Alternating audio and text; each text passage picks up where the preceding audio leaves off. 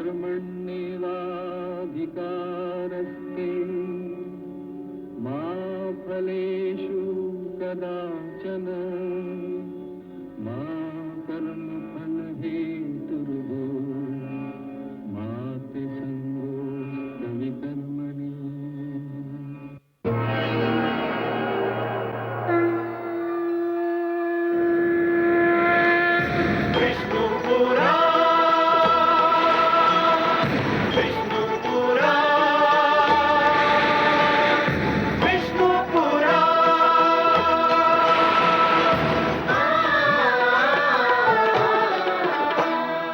जीव ज्ञान ब्रह्म ज्ञान अथ श्री विष्णु पुराण ओम की कथा महान जय श्री विष्णु पुराण विष्णु पुराण विष्णु पुराण विष्णु पुराण। मैं माँ हूँ, धरती माँ। जिनके मन में कलह होता है उन्हें उजाले में भी अंधेरा ही दिखाई देता है। शुभ समाचार भी उन्हें प्रसन्न नहीं करता। जो दूसरों की प्रसन्नता को देखकर दुखी होते हैं वे जीवन में कभी सुखी नहीं रह पाते। मंथरा का हृदय भी कलह का भंडार है। अपने द्वेष और ईर्ष्या के कारण वो श्री राम के विवाह के समाचार से भी दुखी हो रही है। और तो और उसे यह भी नहीं दिखाई दे रहा है कि स्वयं कैकेयी इस समाचार को सुनकर कितनी हर्षित है। मुझे इस बात की चिंता है कि मंथरा के द्वारा निर्मित इस कलह का अंत कहाँ होगा। धाई माँ, धाई माँ, धाई माँ, आप कहाँ हैं? धाई माँ, धाई माँ, आज मैं बहुत प्रसन्न हूँ। धाई माँ, आज मैं बहुत प्रसन्न हूँ। अरे ऐसा क्या हो गया पुत्री, फूली नहीं समा रही हो? क्या घट गया ऐसा? कुछ ऐसा घटा है धाई माँ जिसके कारण मेरी प्रसन्नता की कोई सीमा ही नहीं रही है। धाई माँ, आप जानती हैं हम मिथिला जा रहे हैं। मिथिला जा रहे हैं? हाँ। क्यों? क्योंकि धाई माँ वहाँ मेरे पुत्र राम और जनक दुलारी का विवाह होने वाला है। तो मैं क्या करूं? धाई माँ, मैं मिथिला जाऊंगी तो आप भी तो साथ चलेंगी ना? धाई माँ, मेरे राम का विवाह होने जा रहा है। तुम्हारे पुत्र राम का विवाह हो रहा है, मेरे पुत्र भरत का नहीं।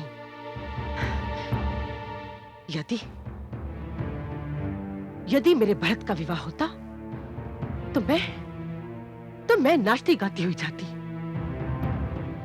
राम के विवाह से मेरा क्या लेना देना? धाई माँ, क्योंकि आज मैं बहुत प्रसन्न हूँ इसलिए आपकी अशिष्टता को क्षमा कर रही हूँ। आप नहीं जाना चाहती है तो मत जाइए, मैं अवश्य जाऊंगी। आपके भाग्य में तो राम का विवाह देखना ही नहीं लिखा है, तो मैं क्या कर सकती हूँ?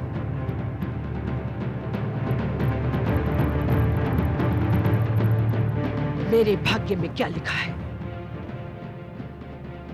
ये तो मैं नहीं जानती, किंतु तेरे भाग्य में क्या लिखा है ये मैं भली भांति जानती हूं। राम विवाह का परिणाम तो तू देखेगी।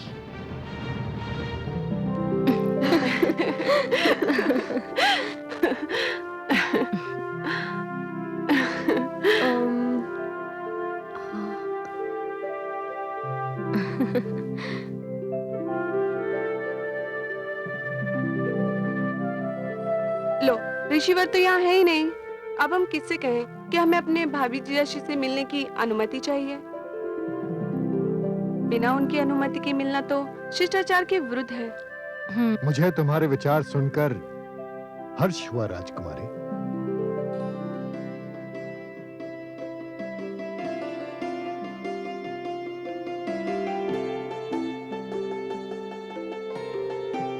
आयुष्मती बहा। किंतु तुम राम से क्यों मिलना चाहती हो? हम उन्हें अपनी बहन के विषय में बताना चाहते हैं गुरुदेव। राजकुमारी सीता के विषय में? जी ऋषिवर, हमारी बहन बहुत उदार स्वभाव की है। दीदी से बिछड़ने का समय निकट आ रहा है। हम श्री राम से मिलकर उनसे दीदी के विषय में बात करना चाह रही थी। दीदी स्वयं अपने विषय में किसी को कुछ नहीं बताती। तब तो तुम्हारी दीदी को भाग्य एक आदर्श पति प्रदान करने जा रहा है, क्योंकि राम में एक विशेष गुण है, वो बिना कहे ही सबके मन की बात जान लेता है। परंतु एक बात हम आपसे भी जानना चाहते हैं गुरुदेव। अवश्य। कन्या ही को अपना परिवार क्यों छोड़ना पड़ता है? इसलिए कि कन्या अपने साथ एक वंश लेकर जाती है, पति पक्ष को वंश प्रदान करती है, एक नव संसार बसाती है कन्या।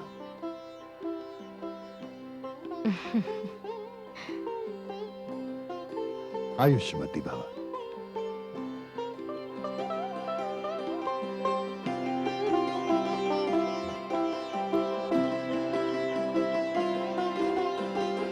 जनक की सारी पुत्रियां रूप, गुण, शील में श्रेष्ठ हैं।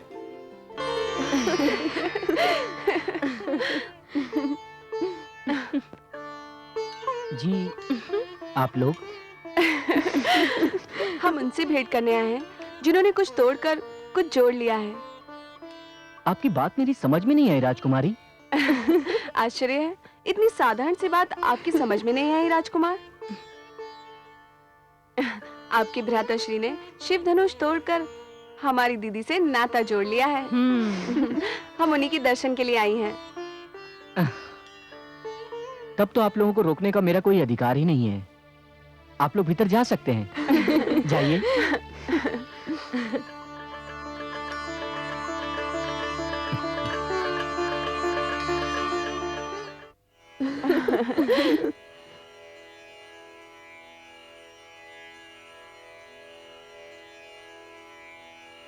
जीजा जी, प्रणाम जीजा जी। प्रणाम, स्वागत है आपका। हम मिथिलेश की पुत्रियां हैं, दीदी जानकी की बहनें। मैं उर्मिला, ये मानवी और यह है श्रुति कीर्ति। प्रसन्नता हुई आपसे मिलकर। यहाँ आने का कष्ट कैसे किया? सुना है आपके पास सबके प्रश्नों का और हर प्रश्न का उत्तर है। स्वयं पूछ कर देख लीजिए, ज्ञात हो जाएगा। हम ये जानना चाहती हैं कि आपकी दृष्टि में पत्नी क्या है? पत्नी? पत्नी पुरुष की पूर्णता का चिन्ह है। वो उसका आधा अंग है और इसीलिए उसे अर्धांगिनी भी कहा जाता है। जब तक ये आधा अंग पुरुष को प्राप्त नहीं होता, वो अधूरा ही होता है। सचमुच राजकुमार, आपके पास हर प्रश्न का उत्तर है। आपसे प्रश्न करने वाला कभी निराश नहीं होगा। और कोई सेवा? आप हमारे अतिथि हैं। आपकी सेवा करना हमारा धर्म है। बस हमें यही पूछना था। अब हमें आज्ञा दीजिए। आपने मुझसे तो पूछ लिया कि मेरी दृष्टि में पत्नी क्या है। अब तनिक अपनी दीदी से भी तो पूछकर हमें बताइए कि उनकी दृष्टि में पति और पुरुष क्या है। हम अभी उनके पास जाकर पूछती हैं। उनका उत्तर हमें अवश्य बताइएगा। जी।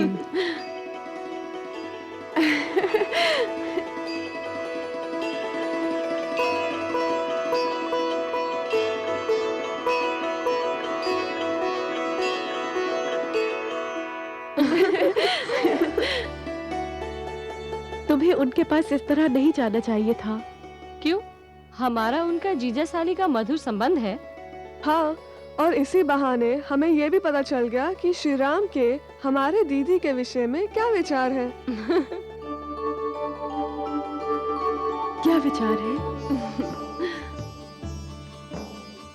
श्री राम के विचार हैं कि पत्नी पति को संपूर्ण करती है। वे स्वयं भी अपने आप को अभी तक अधूरा समझते हैं। आपको पाकर वह भी संपूर्ण हो जाएंगे।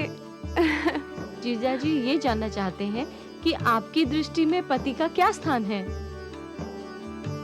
पति स्त्री के बिना अधूरा है, किंतु नारी, उसका तो पुरुष के बिना कोई अस्तित्व ही नहीं है। नारी लता समान होती है और पुरुष एक वृक्ष समान। लता वृक्ष के सहारे के बिना कैसे रह सकती है? पुरुष वृक्ष बनकर नारी को सहारा प्रदान करता है और नारी वो लता बनकर पुरुष को शीतलता प्रदान करती है।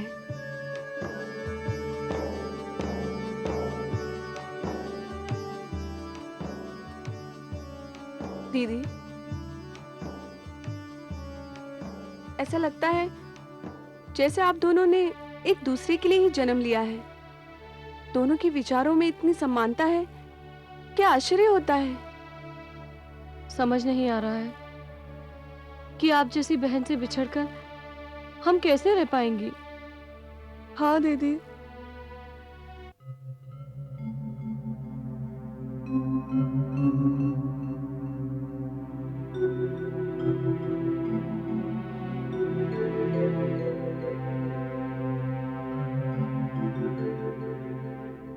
राजन,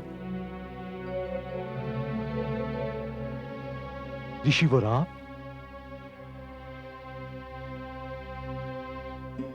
आयुष्मान भव। मुझे आदेश दिया होता ऋषि श्रेष्ठ। याचक बनकर आया हूं मिथिलेश। याचक? आज्ञा दीजिए ऋषिवर। यदि मैं आपके किसी काम आ सकूं तो धन्य हो जाऊंगा। राजन, मैं ये जानना चाहता हूं कि राजकुमारी सीता की भांति आपने अपनी शेष राजकुमारियों के लिए कोई संकल्प तो नहीं कर रखा? किंतु क्यों ऋषिवर? यदि नहीं किया है तो सुनिए। मेरे शिष्य राम की 3 परछाइयां हैं। अयोध्या नरेश के शेष 3 पुत्र लक्ष्मण, भरत और शत्रुघ्न राम की परछाइयों के समान है। मैंने आपकी शेष 3 राजकुमारियों को देखा है। वो सब गुणवंती, सुंदर और सुशील हैं। यदि आपकी अनुमति हो तो मैं महाराज दशरथ को लक्ष्मण के लिए उर्मिला, भरत के लिए मांडवी और शत्रुघ्न के लिए श्रुति कीर्ति का हाथ मांगने का परामर्श दूं? आपने एक वाक्य से मेरे जीवन की सारी चिंताओं को हर लिया। ऋषि श्रेष्ठ, विश्वास करें, सीता के स्वयंवर ने मुझे जीवन की सबसे महान प्रसन्नता प्रदान की, किंतु उसी के साथ मैं चिंतित भी था। चिंतित इसलिए था कि मेरी सीता को योग्य वर ही नहीं, सर्वश्रेष्ठ वर मिल गया, किंतु मेरी शेष राजकुमारियों को योग्य वर मिल सकेंगे?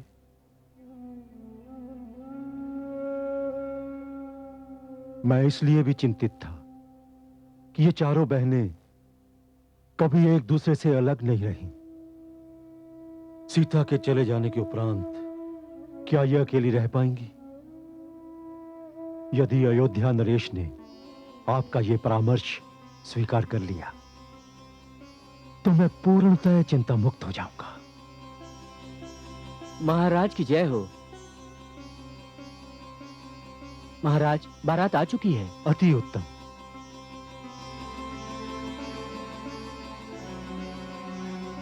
राजन, आप निश्चिंत रहें। मुझे विश्वास है कि महाराज दशरथ मेरे परामर्श को अनदेखी नहीं करेंगे। आप बारात का स्वागत कीजिए। मैं राम और लक्ष्मण को सूचना देता हूं। धन्यवाद ऋषिवर। यशस्वी भव। धन्यवाद।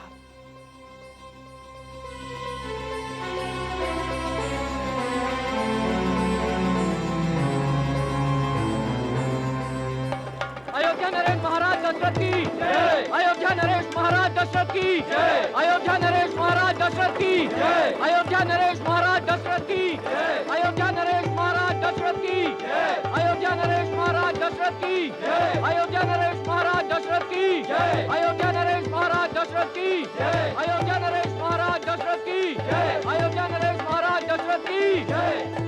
ऋषिवर, आज आपने यहाँ पधार कर पूरे संसार में जनकपुरी के मान में वृद्धि कर दी। यशस्वी भव, आयुष्मान भव।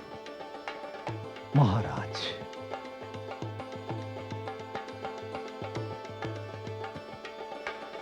आपके दर्शन करना तो यूं भी मेरे लिए सौभाग्य था, किंतु आज की भेंट अनोखी है। पहली ही भेंट में हम संबंधी बनने जा रहे हैं।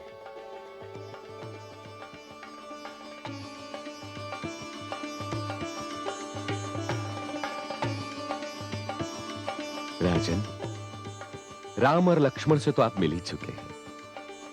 ये मेरे शेष दो पुत्र भरत और शत्रुघ्न हैं। आयुष्मान भव। आइए महाराज।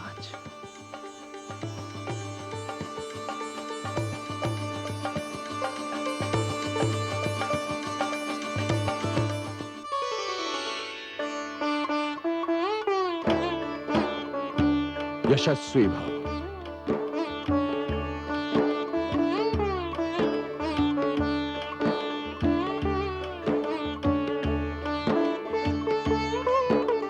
पिताश्री,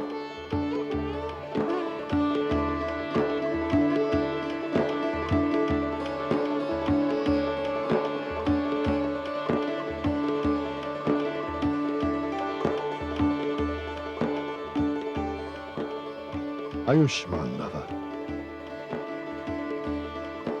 आपका धन्यवाद मैं किन शब्दों में प्रकट करूं। आपने मेरे पुत्रों के साथ पुत्रवधू भी मुझे दी। राजन, मैं आपको एक पुत्र वधू नहीं, 4 पुत्र वधुएं दे रहा हूं। आपकी अनुमति के बिना मैंने मिथिलेश से आपके शेष 3 राजकुमारों के लिए उनकी 3 राजकुमारियां मांग ली हैं। आप उन्हें स्वीकार करेंगे? आप गुरु हैं, आपका अधिकार मुझसे बहुत अधिक है ब्रह्मर्षि। आपको मुझसे अनुमति लेने की क्या आवश्यकता है? आपने तो मुझे हर्ष के सागर में डुबो दिया है ब्रह्मर्षि। ये मेरा सौभाग्य है कि मैं एक पुत्रवधू लेने आया था और 4 पुत्रवधुएं लेकर जा रहा हूं ब्रह्मर्षि। महारानियां सुनेंगी तो उनके हर्ष का ठिकाना नहीं रहेगा। ऋषिवर, आपका बहुत बहुत धन्यवाद, बहुत बहुत धन्यवाद। तो फिर आप एक नहीं 4 विवाहों की व्यवस्था कीजिए।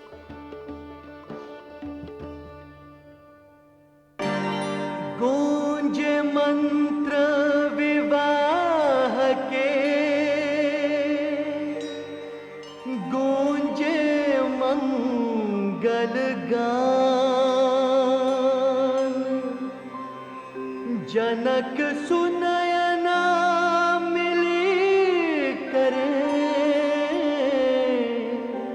सिय को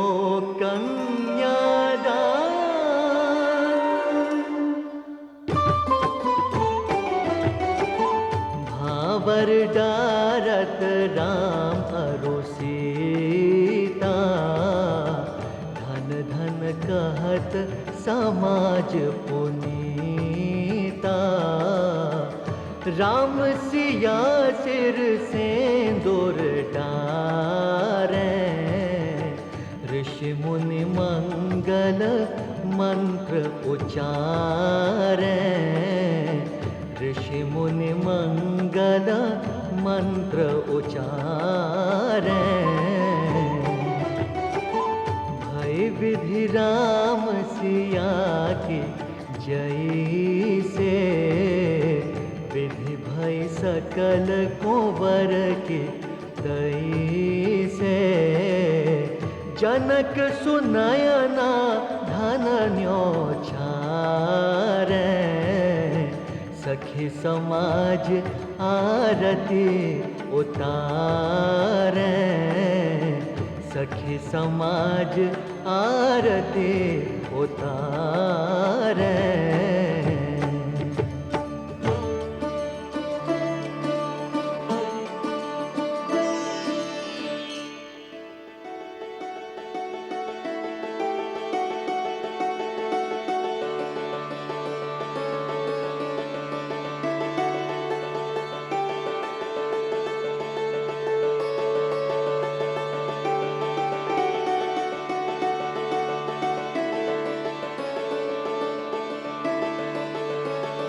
महाराज,